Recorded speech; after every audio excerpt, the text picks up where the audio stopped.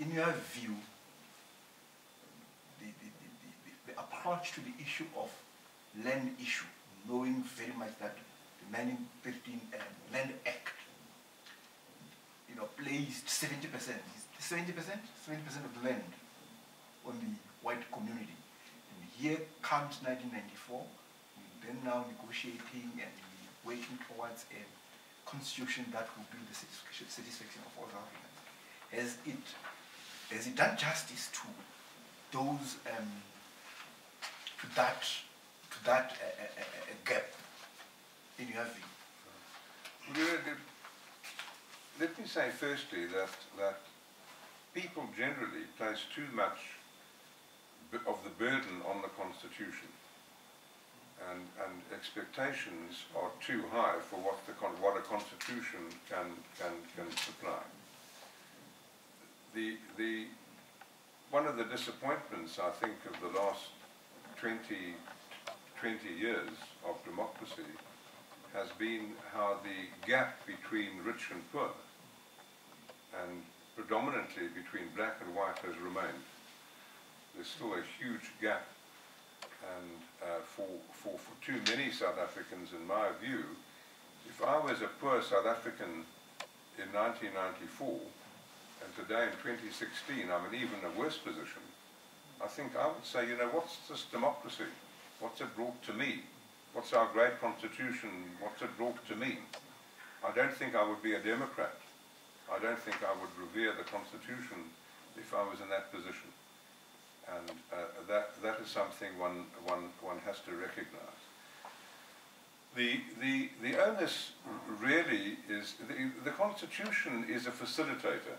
It provides the procedures and the ground rules.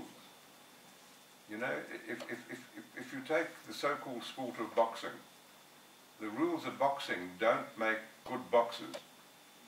The rules of football don't make good football players. But they ensure that good football players will play on an equal field. That in the boxing ring, that they won't be hit below the belt. Those are the rules. But they have to be used by people in the arena. And it's exactly the same. It's government generally that has to make the policies. It's not for judges to say how land shall be redistributed. That's for Parliament. And the Constitution facilitates it. The Constitution gives an entitlement to people to equality, and the Constitution provides for, in American terms, affirmative action policies. And that's another great thing in our Constitution. There's a big battle in the United States on affirmative action. The United States Supreme Court, in my view, unfortunately and incorrectly, has said that you cannot have government policies that take into account race, that take into account colour, because they say it's reverse discrimination. Well, in my book, I don't see how you can correct the disadvantages of past racial discrimination if you don't take into account race. It's obviously wrong to take race into account to discriminate against people, but to facilitate to correct the situation, you've got to take into account past racial discrimination. And our Constitution says that. In section 9(2) of the Constitution, it provides that programs designed to remove disadvantages of previous racial discrimination shall be constitutional. So our judges didn't have to battle and go into that issue that's caused so much anguish in a country like the United States. So our Constitution says to government, it's constitutional, you can introduce programs to remove past discrimination. But that has to be the reason for doing it. And there have been. There have been the upgrading in parts of Pretoria.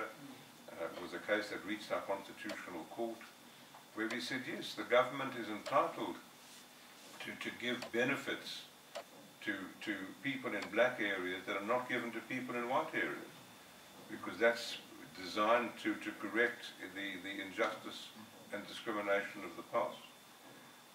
But to answer your question, it's not the Constitution that should be looked at to correct that. That's for government.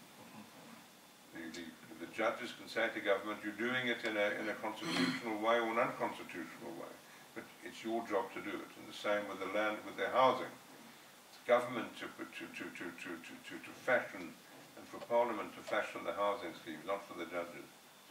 But in the same vein, then say, for example, one is taking into cognizance the fact that the onus rests with the policy designers in particular. It is in the court. The ball is in the court of government. They are government leaders. But should, say, those government leaders come up with robust programs, for example, as Malema would like to suggest, maybe expropriation of land without compensation, wouldn't that be contravention of maybe right to property? Well, it would be a contravention of the property provisions in the Constitution, which provide that nothing can be expropriated without compensation.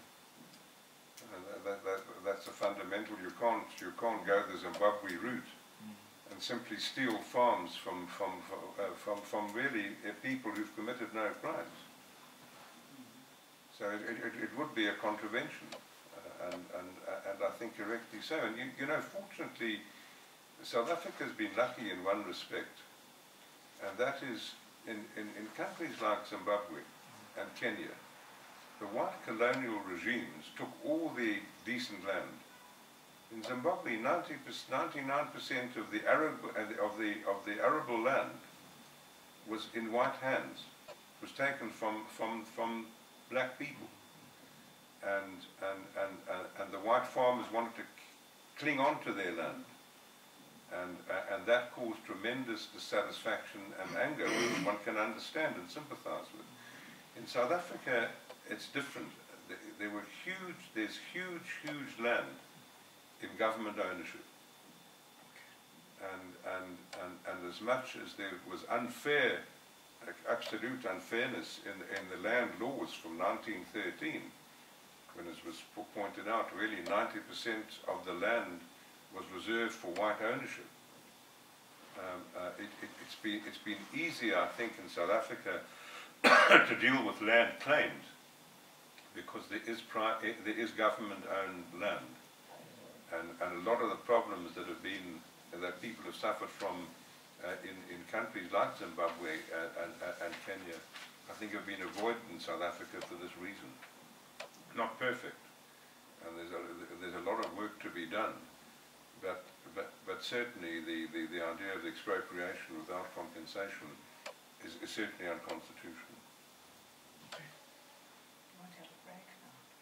I think so. Should we have a break? I think let's break.